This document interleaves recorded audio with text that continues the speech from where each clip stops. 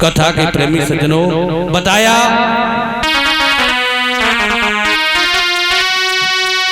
कि 8वीं गर्भ की बारी थी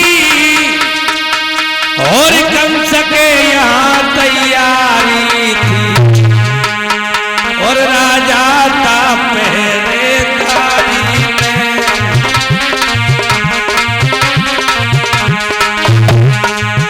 इतना जेल में बेनी बिचारी थी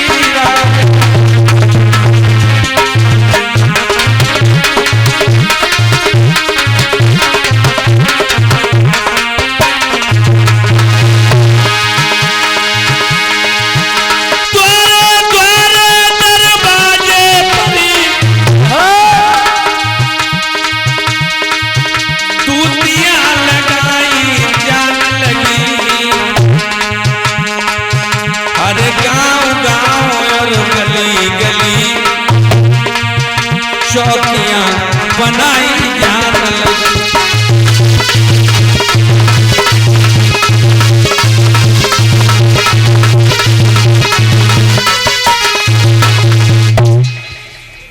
आज जगह जगह दूतियों की संख्या बढ़वा दी, चौकियां बनाई जाने लगी, पहरेदारों की संख्या बढ़वा दी।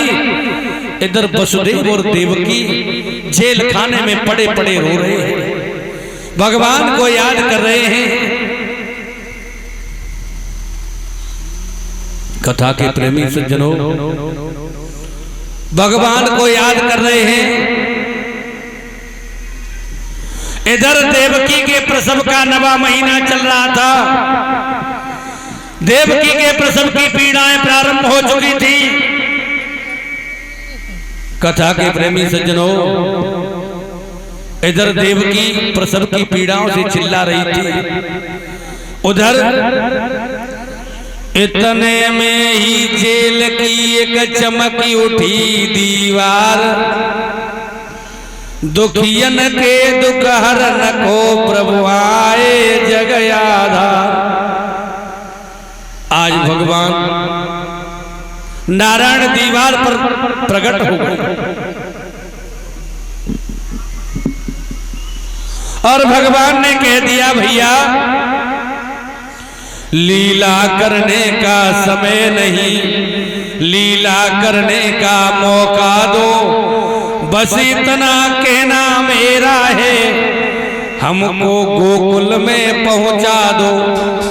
हम जैसे ही अवतार लें और तुम हमें गोकुल में पहुंचा दो। बाबा नंद और यशोदा के और वहां से कन्या को लेकर के आना। बोले बिल्कुल ठीक है।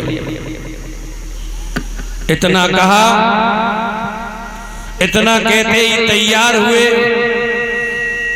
और कथा के प्रेमी सज्जनों भादों का महीना, अष्टमी तिथि, रात्रि का समय।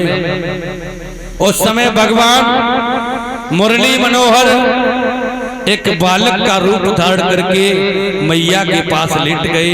उधर बताया है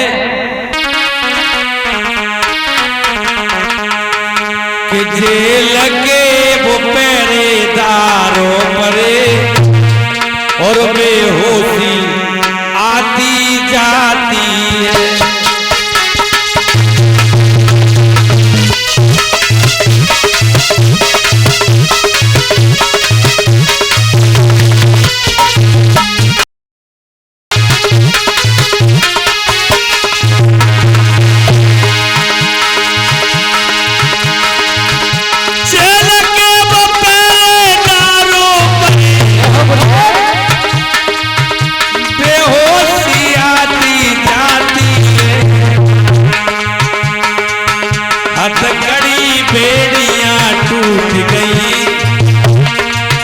मदहोशी छाती जाती है।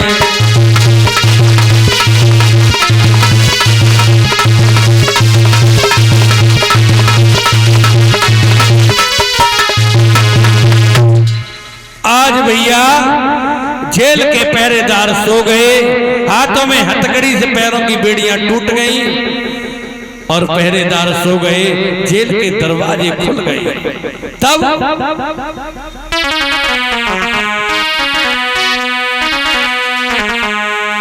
भादों की